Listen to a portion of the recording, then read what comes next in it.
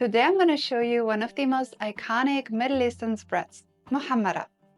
This roasted red pepper dip is hugely popular across the Middle East and beyond. What's special about muhammara is that it's not a recent food trend. It's been prepared in present-day Syria for generations. Originally, muhammara was invented to use leftover bread, which was mixed with roasted peppers and a few simple ingredients like pomegranate syrup and walnuts. Fast forward today, muhammara is much more than a leftover dish. It's loved by the best chefs around the globe. And while you can find ready-made muhammara at many grocery stores, the homemade version tastes so much better. Let's get started.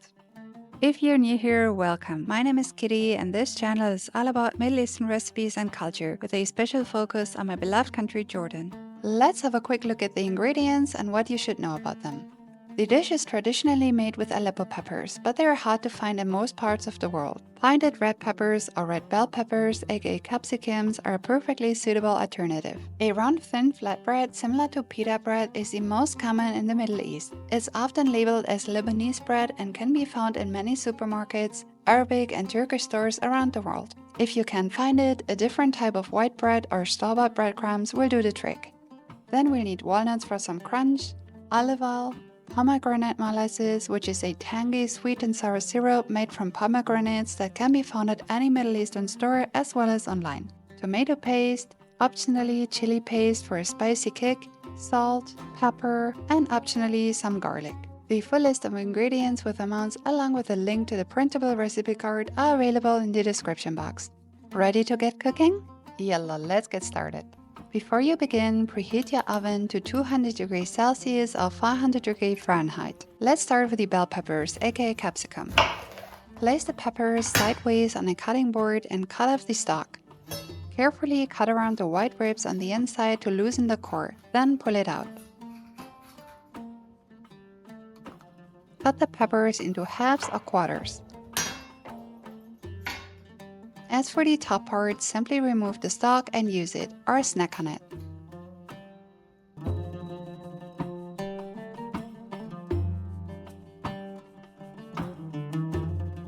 Place parchment paper on a baking sheet.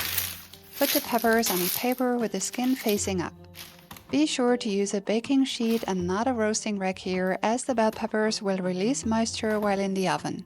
Transfer the baking sheet to one of the middle to top rails in the oven and roast them for 20 to 25 minutes until soft. While the peppers are roasting, heat a small skillet over medium heat. Add the walnuts without oil and toss them for a couple of minutes until they are slightly darkened. Then set aside. Toasting is optional, but it slightly improves their flavor and texture. Let's check how our peppers are doing in the oven. The peppers are done when they are soft and the skin is slightly wrinkled. They usually have some dark spots in the center and on the sides. Remove the baking sheet from the oven. At this point, they will be too hot to peel by hand. Transfer them into a bowl and cover it with plastic wrap.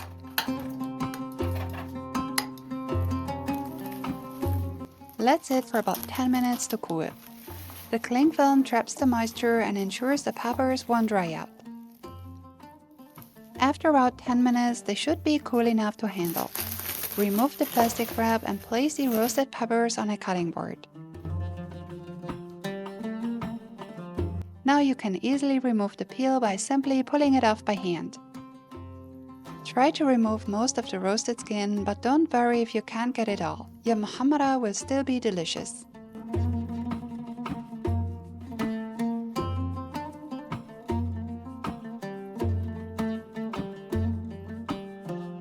Let's move on to the food processor. Break the bread into chunks and add them to the mixer. If you want to prepare muhammara according to the original recipe, use day-old white bread instead of fresh bread. Remember, muhammara was originally invented as a way to use up bread from the day before.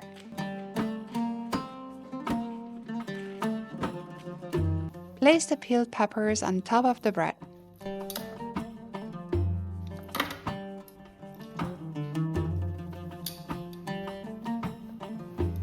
Add olive oil, tomato paste, pomegranate molasses, salt, pepper, and if you like it spicy, a bit of chili paste of fresh chili. Blend on medium speed for about 1 to 2 minutes until you achieve a fine mixture. By the way, if your food processor isn't very powerful, you can blend the bread first to get breadcrumbs, then add the remaining ingredients. That's not necessary if your mixer can handle it all at once. Once you've achieved a fine texture, add in the walnuts. Briefly blend again for about 10 to 20 seconds. The walnuts will stay relatively coarse, which adds some crunch to your muhammara. For the best taste, refrigerate for 2 to 3 hours before serving. The texture will become firmer as the muhammara cools. Serve your muhammara in a shallow bowl or on a small plate and scrape it with a spoon. Garnish with some pomegranate seeds or finely chopped parsley and a drizzle of olive oil. And that's it, your muhammara is ready. Sahtin, enjoy!